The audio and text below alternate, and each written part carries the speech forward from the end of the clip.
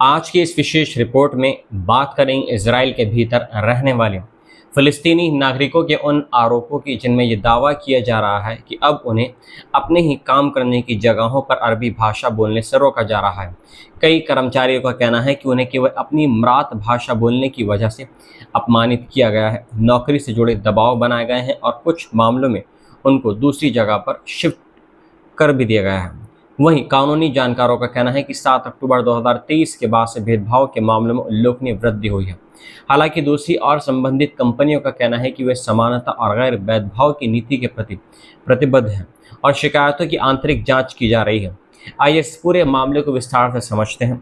Report के अनुसार Israel के एक शहर में रहने वाली 19 साल की फ़िलिस्तीनी नागरिक, जिनकी पहचान सुरक्षा कारणों से बदल दी गई है और उन्हें सलमा नाम से पुकारा गया है, उन्होंने दावा ये किया है कि उनकी मैनेजर ने कर्मचारियों के व्हाट्सएप ग्रुप में संदेश भेजकर कहा कि दुकान के अंदर अरबी भाषा बोलना प्रतिबंधित होगा। शुरुआत में कर्मचारियों ने इसे गंभीरता से नहीं लिया क्योंकि उन्हें लगा कि ये केवल एक अस्थायी निर्देश है। लेकिन अगले ही दिन जब एक कर्मचारी ने स्टोर रूम में सामान ले जाने की बात अरबी में कही तो मैनेजर कथित तौर पर गुस्से में आ गई।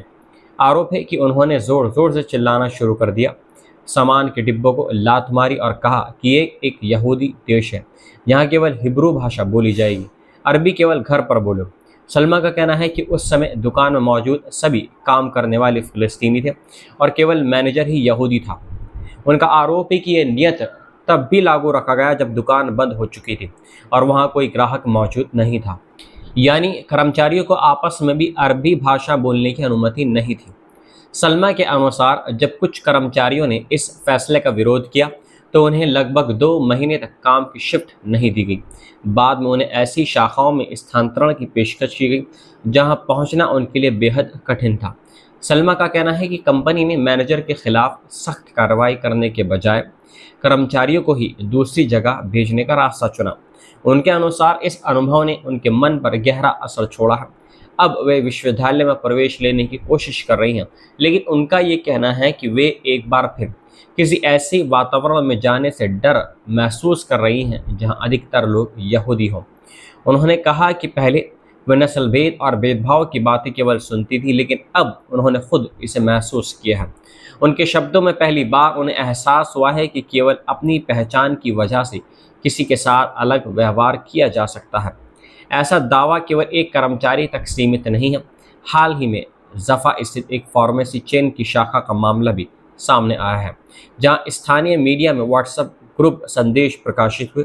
इन संदेशों में कथित तौर पर एक मैनेजर ने कर्मचारियों को चेतावनी दी थी कि हिब्रू के अलावा दूसरी भाषाएं, विशेष रूप से अरबी बोलने से ग्राहक असहज हो सकते हैं, क्योंकि 7 अक्टूबर 2023 के हमलों के बाद कुछ लोग मानसिक रूप से आघात में हैं।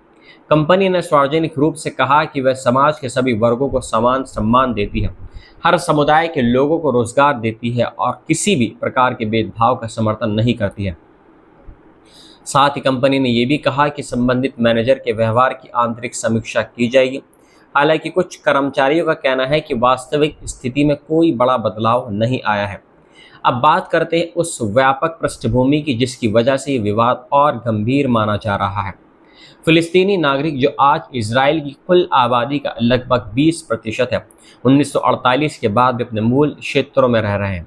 वे इसराइल के नागरिक हैं, लेकिन लंबे समय से समान अधिकारों, प्रतिनिधित्व और पहचान से जुड़े मुद्दों को लेकर शिकायतें उठाते रहे हैं। मानवाधिकार संगठनों और कुछ कानूनी जानकारों का कहना है कि अक्टूबर 2023 के बाद राजनीतिक माहौल और अधिक तनावपूर्ण हुआ है।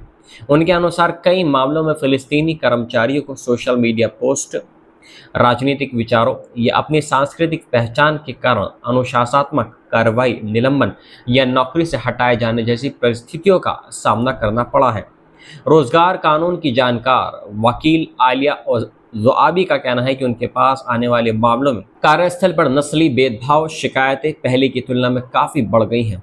उन्होंने एक ऐसे मामले का भी जिक्र किया है जिसमें एक युवा फ़िलिस्तीनी कर्मचारी लगातार भेदभाव झेलते झेलते मानसिक रूप से इतना परेशान हो गया है कि उसे पैनिक अटैक आ गए हैं।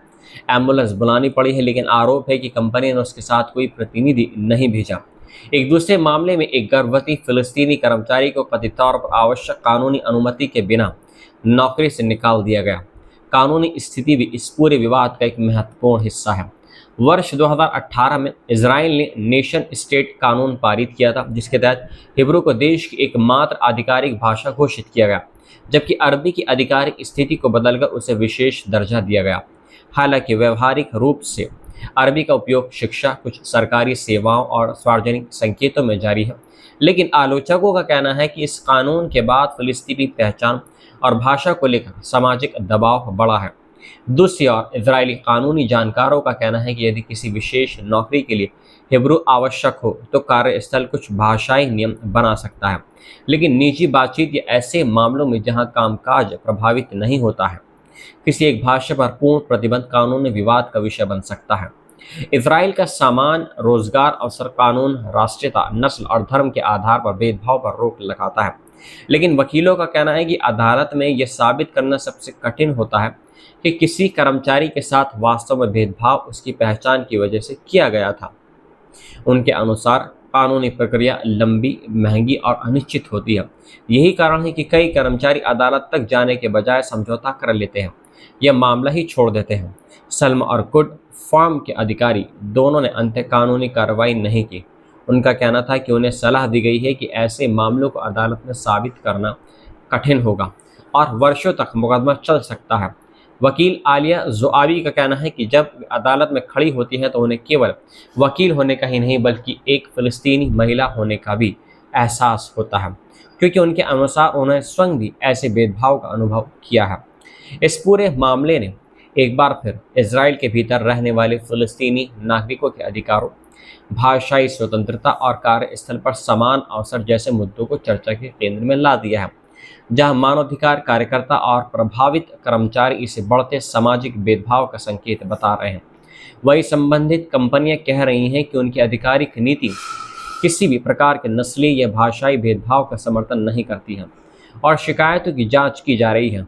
ऐसे में इस पूरे मुद्दे पर आगे कानूनी और सामाजिक स्तर पर क्या विकास होता है, इस पर सभी की नज़र बनी रहेगी। फिलहाल इस रिपोर्ट में उपलब्ध दावों में कर्मचारियों, वकीलों और संबंधित कंपनियों के सार्वजनिक बयानों को शामिल किया गया है।